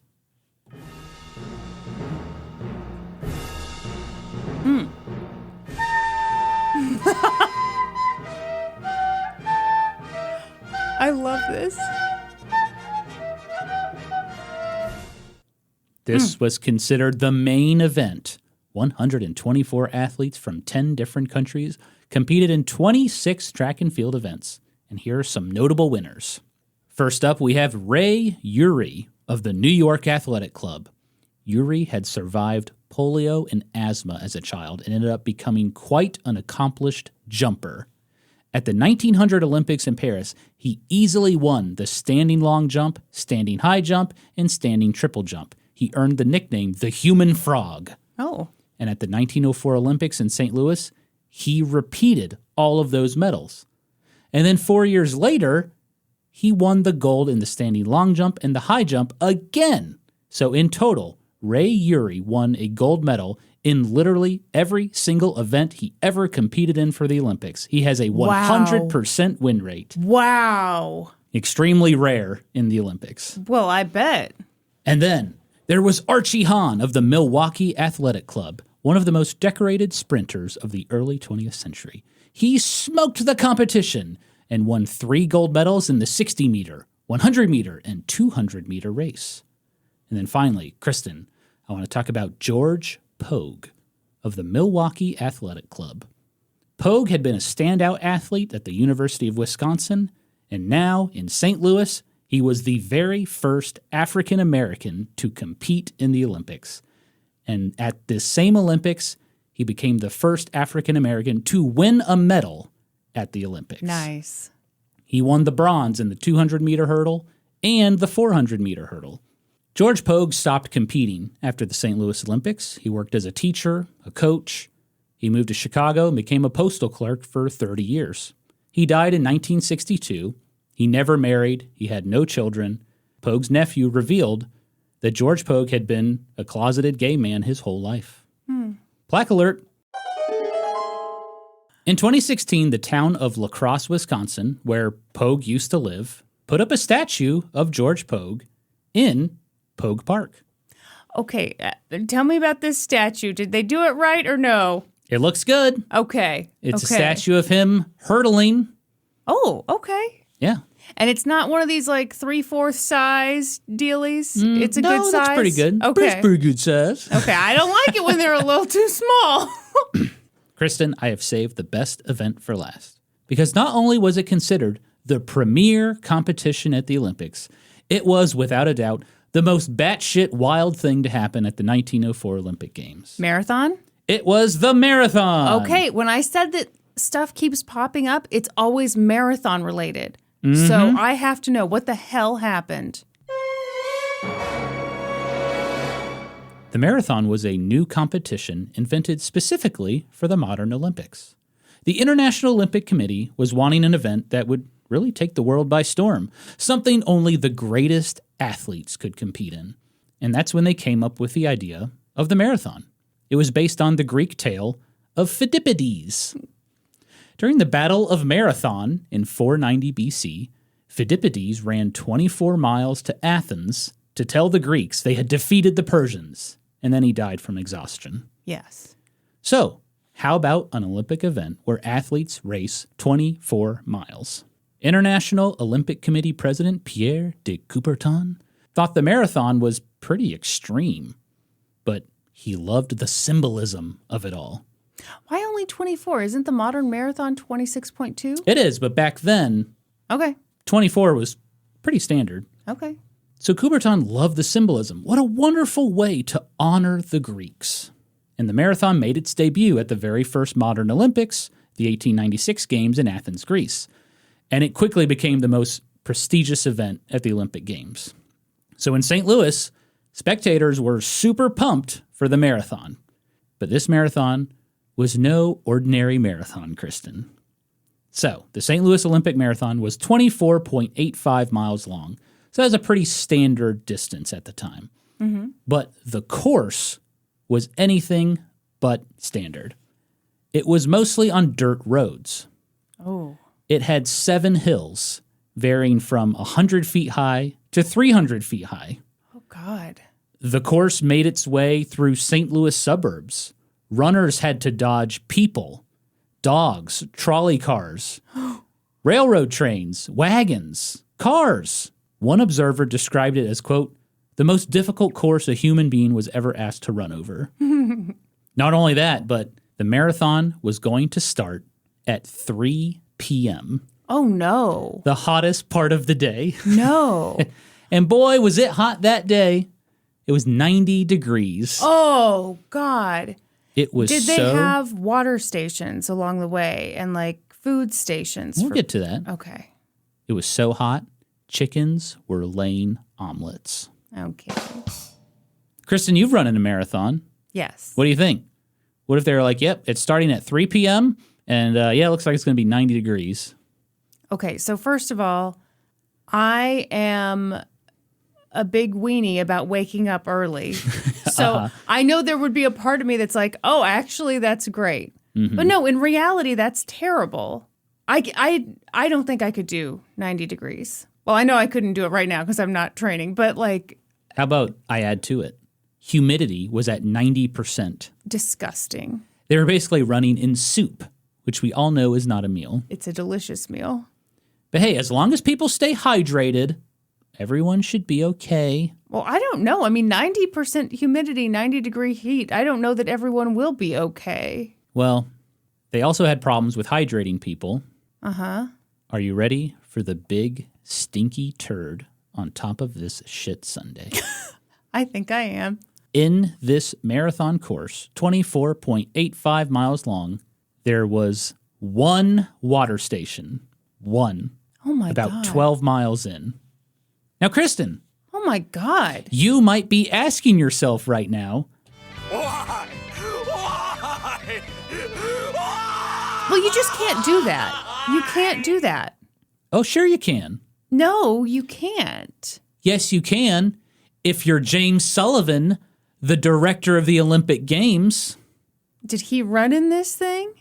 No. Okay. But he designed the course and set up the water stations. The water station. Water station. James Sullivan was really interested in this new theory that was taking the athletic world by storm. Purposeful dehydration. Oh, my God. The thinking was eating or drinking while running would just upset your stomach. So James Sullivan thought, ooh, this Olympic marathon would be a great time to test out this idea. This guy is such an asshole. Test it on yourself first. How about that? He's busy running things, okay? He has to run the Olympics, Kristen. He can't compete as well. I'm not telling him to compete as well. He's got to get Anthropology Days going. Listen, he has to prove the white man plays guitar. What I'm saying is if he's so interested in this theory, why doesn't he go for a 25-mile run with one water break? He's not a young pup anymore, okay? Mm-hmm. So this marathon, it wasn't really a race. It was more like a death trap. Yeah. On Tuesday, August 30th, 1904, at mid-afternoon, 10,000 spectators flooded into the World's Fair Stadium to watch 32 athletes compete in the marathon. There were men from the United States, France, Greece, Canada, and more. I want to mention a few notable contestants. A Cuban mailman named Felix Carvajal. Mm-hmm. Carvajal was excited to be competing in the Olympics. He was also very lucky to be competing. He had raised money to get to the Olympics by running the entire length of Cuba. Oh, wow. When Carvajal arrived in the United States in New Orleans, he apparently gambled away all of his money. Oh, shit. And then he had to hitchhike all the way to St. Louis. When he arrived for the race, Carvajal was wearing a long white sleeve shirt, long dark pants, a beret, and street shoes. And another competitor found some scissors and cut his pants at the knees so he could let those gams breathe a little bit. Two other notable participants were Jan Massiani and Len Tanyan. They were two members of the Suwana tribe of South Africa. They were at the World's Fair as part of the Boer War exhibit. So they performed battle reenactments twice daily. Okay. This was the very first time Black Africans ever competed in the Olympics. And astonishingly, the only Black South Africans to compete until 1990, when apartheid ended. Wow. Pretty wild. Even more wild, Len Tanyan was going to run the marathon barefoot. Okay. At 3 p.m., the runners took their positions on the track. The president of the World's Fair, David Francis, raised his starter pistol and fired. And they're off. First, they ran 5 laps around the track at the World's Fair Stadium as the audience cheered. Okay. And then the runners exited the stadium and turned onto what is now Forsyth Boulevard. Leading the pack in the beginning was an American named Michael Spring. He had won the 1904 Boston Marathon earlier that year. Then, things got bad. That's pretty quick. I know. About half a mile down Forsyth Boulevard, American runner John Lorden, who won the 1903 Boston Marathon, he fell to his knees and started vomiting uncontrollably. Oh. He quit the race. My leg! Okay, probably for the best. The runners made their way into Clayton, Missouri, a suburb of St. Louis. And as they ran, cars drove up and down the roads, kicking up huge clouds of dust. Oh, my God. And the dust was constant because race officials were also using a car to keep track of the marathon. Jesus Christ. Soon, marathon leader Michael Spring started having cramps and he fell behind. He also eventually quit. My leg! Soon after, another runner started cramping. It was an American named Fred Lors. Lors was an interesting fella. By day, he was a bricklayer. By night, a marathon runner. He had placed top 5 in the past 2 Boston marathons. Mm-hmm. But there was no way he could finish this one. All that dust, no water, it was just too much. So at the 9-mile mark, he quit. Well, it's funny, like, you're saying no water, but if these guys are experienced marathon runners, I'm sure they also knew, like, well, we also need some salt in our system. We do need some food. Yeah, it's was unclear. that not allowed? No, it was. Okay. We'll get to that later. Okay. So Fred Lors quits, and he decides to hop into a car and just take a ride back to the stadium. Sure. He's like, ooh, fuck this. Yeah, absolutely. At the 13-mile mark, 3 Americans led the way. Samuel Meller was in first place, Arthur Newton was in second place, and Thomas Hicks was in third place. Not far behind in fifth place was the Cuban mailman, Felix Carvajal. Hell yeah. What made this even more amazing was that Felix Carvajal didn't seem to take the race very seriously. He frequently stopped and talked with spectators. I love it. At one point, he grabbed some peaches and he just ate them as he ran. Honestly, that's the smartest thing you can do in a situation like this. Yeah, he was having a blast. Might as well. The dude kicked ass at running. Probably because while everyone else is running through literal soup, he is stopping and resting and chit-chatting and eating, peaches. I'm guessing, very juicy peaches. The juiciest. The runners pushed on. The heat was unbearable. The dust was suffocating. The runner in first place, Samuel Meller, he could not take it anymore, Kristen. He cramped up big time. He slowed down to a walk. And finally, he also gave up. My leg! Then another runner, American William Garcia, collapsed on the side of the road. Race officials rushed over in a car and took him to the hospital. And it's a good thing they did. William Garcia had swallowed a ton of dust. It was basically rubbing his stomach raw. He had suffered a severe hemorrhage in his stomach, and if he had not gotten help right away, he would have bled to death. Oh, my God. Runners were dropping like flies. And the runner currently in second place, American Thomas Hicks, he saw this as an opportunity to take the lead. Thomas Hicks was determined to win this marathon. Earlier that year, he had placed second at the Boston Marathon. And he thought, I'm going to redeem myself and win the Olympic marathon. What mile is he at when he's thinking this? Maybe about halfway through. So Thomas Hicks, he picked up his pace. And soon enough, he was in first place, Kristen. Yes! Yes! But Kristen, he used a lot of energy to get into first place. And he kind of paid the price for it. Uh-oh! He was in a state of exhaustion. He was about to collapse. Yeah. But luckily for Hicks, during this time, athletes could have coaches by their side during the marathon. Unluckily for Hicks, his coaches also believed in purposeful dehydration. Oh, my God. So when Thomas Hicks asked for water, his coaches were like, no, but here's a moist sponge you can put in your mouth. What, like he's on hospice? Yes. Oh, my God. Exactly. And when Hicks needed energy, they gave him 1 egg white and a dose of strychnine. What's strychnine? Fun titty bitty. Wow. If you recall from our Hitler's Last Days episode, Hitler took strychnine for his constant farting. So what's it supposed to do for this guy? It's apparently a stimulant. Okay.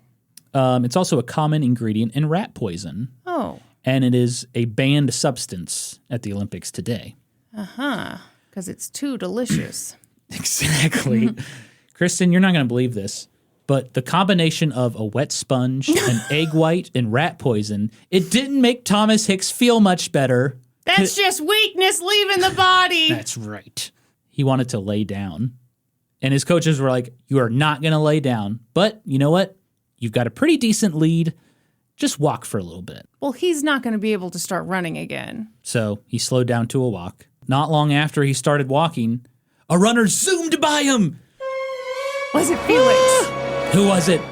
It was bricklayer Fred Lors. Wait a minute.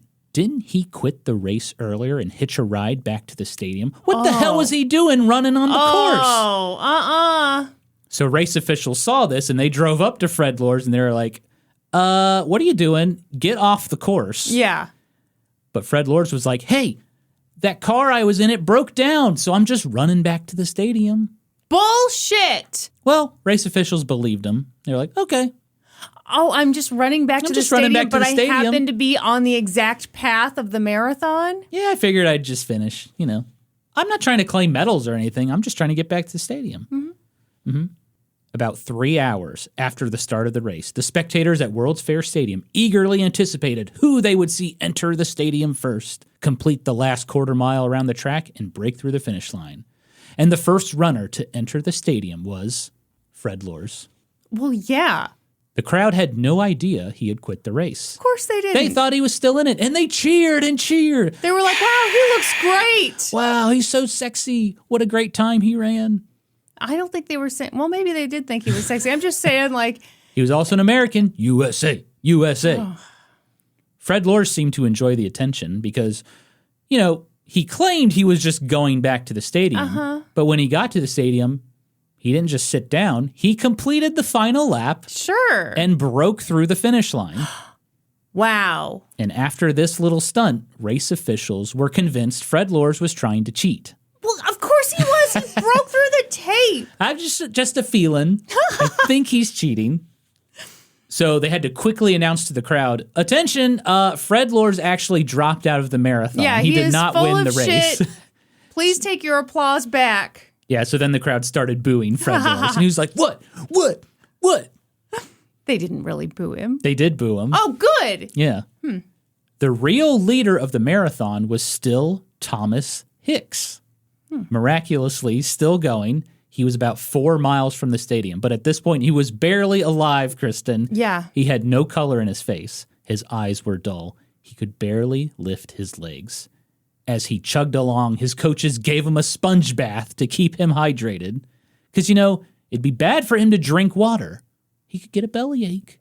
I mean, it's true. You want to be really careful about how much you drink and what you drink and when and how what about you eat. Zero water? Yeah, no, that's a terrible idea.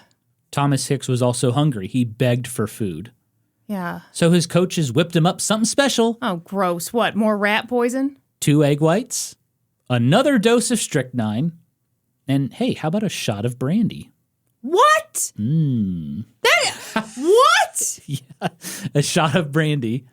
Oh, water would be terrible for you right now. We couldn't give you water, but No how way. about alcohol? The cause of and solution to life's problems. About 20 minutes later, the crowd anxiously awaited the next marathon runner to enter the stadium. And then suddenly, a press car zoomed into the stadium, and a reporter stood up and yelled to the crowd, "It's Hicks! It's Hicks!" And the crowd roared, "Yeah! Thomas Hicks!" Ah. And sure enough, Thomas Hicks, quote, staggered into the ground. Oh, my God. He tootled the last quarter mile around the stadium. He barely broke the finish line tape, and then he collapsed. Was he okay?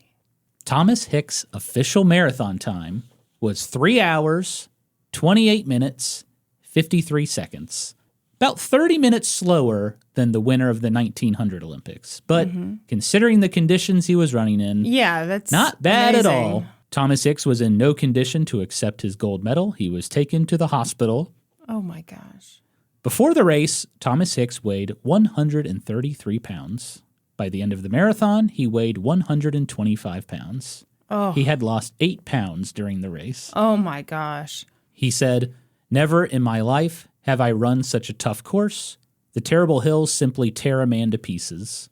It was a miracle he finished. It was a miracle anyone finished that race. Out of the 32 athletes who ran the Olympic marathon, only 14 were able to complete it. It's a miracle no one died. I agree, especially the guy who was bleeding internally. Well, that's so irresponsible. I already didn't like that James fella. Now you really don't like it. It wasn't Anthropology Days. You thought that was a wonderful idea, actually. Direct quote, people. No. She doesn't care about World War II, and she thought Anthropology Days was, quote, wonderful. Len Tanyan, the South African runner who ran barefoot, finished in 9th place. And this was despite being chased a mile off course by a dog. Oh, my God. His friend Jan Massiani finished in 12th place. And what about that Cuban mailman, Felix Carvajal? Yeah. Kristen, he spent the marathon eating peaches, chitty-chatting the day away. He finished in 4th place. I love him. He's quite a character. I'm going to just a little brief aside on him. Yeah. So he would go on to compete in the 1906 Olympics, which were like a little side Olympics that aren't actually considered Olympics anymore. But anyway, that's another topic. And those took place in Athens, Greece. Okay. And so Cuba was like, Felix, you're going to Athens. And he stopped in Italy, and apparently he disappeared. And he never showed up at the Olympics. Okay. And the Cuban newspapers were just like, well, I guess he died. So they printed his obituary in the papers. And then a couple months later, he turned back up in Havana, Cuba. And he was like, oh, hey, what's up? So what was he doing? Never said. I mean, he's just an interesting fella. Yeah, okay. And he continued running throughout his whole life. Sure. Yeah. But anyway, the 1904 Olympic Marathon was a disaster, Kristen. After the event, James Sullivan wondered what went wrong. Everything, literally everything. Maybe this marathon, it's just too dangerous. Maybe we should remove it from the Olympic Games. Hello? Are you fucking stupid? No, James Sullivan. It was bad because of your bullshit dehydration science and that terrible course you designed. Well, and also, cars? No. Have people on bicycles? I mean, there are so many. How about wild dogs chasing you? Yeah. Ridiculous. And then when James Sullivan heard about Fred Lors and his little antics, he banned him from the Amateur Athletic Union. Okay. But Fred Lors was like, I'm innocent. I was never going to accept that medal, even if I did fool people. It was just a prank, bro. Uh-huh. Fred Lors somehow was able to convince enough people, and he was reinstated to the Amateur Athletic Union. The next year in 1905, Fred Lors won the Boston Marathon. Oh, Kristen, these Olympics have been a hoot, but they're coming to a close. The festivities ended on November 23rd, 1904. In those days, there were no closing ceremonies. That wouldn't come until the 1924 Games. 3 days after the end of the Olympics, President of the United States and honorary President of the Olympics, Theodore Roosevelt, arrived at the World's Fair. He had just won his re-election campaign for the presidency. Although he missed the Olympics, he did manage to catch a football game between two residential boarding schools for indigenous Americans, Carlisle of Pennsylvania versus Haskell. Oh. Located in Lawrence, Kansas. Yeah. Near us, Kristen. So, what do we make of the 1904 Olympics? Most historians consider it a disaster. Yes. For a very good reason. They were a disorganized mess with no standardized rules or regulations. They attracted less athletes than the previous games in 1900. And let's not forget, they were part of a World's Fair, which flexed the imperialist might of the United States and had human fucking zoos. Yeah. International Olympic Committee President Pierre de Coubertin agreed that the 1904 Olympics were shit. In his memoirs written in 1931, he declared the games a failure, despite not actually attending the games. Well, I didn't attend them either, and I'm declaring them a failure. True. Coubertin thought that the 1904 games were, once again, a mere sideshow of a stupid World's Fair, and they undermined the seriousness of the Olympics. And then there was that Anthropology Days thing. What an embarrassment. Pierre de Coubertin deflected his role in it all. Now, if you recall from part one, he was the guy who ultimately transferred the games from Chicago to St. Louis. But in his memoir, Coubertin claimed it was actually President Roosevelt who made that decision. Oh, shut up. Theodore Roosevelt died in 1919, so he couldn't exactly refute this claim. However, there is zero evidence Theodore Roosevelt made that decision. Yeah, it seems clear, at least to me, that Theodore Roosevelt didn't really give a shit. Yeah. He didn't even show up until after he'd been reelected. Yeah, and after the games were over. Yes. However, Kristen, there is evidence that Pierre de Coubertin thought the 1904 Olympics were actually a great success. After the World's Fair ended, he wrote a letter to James Motherfudgin Sullivan praising the success of the Olympics. In fact, he even sent Sullivan a special gold medal for running everything so well.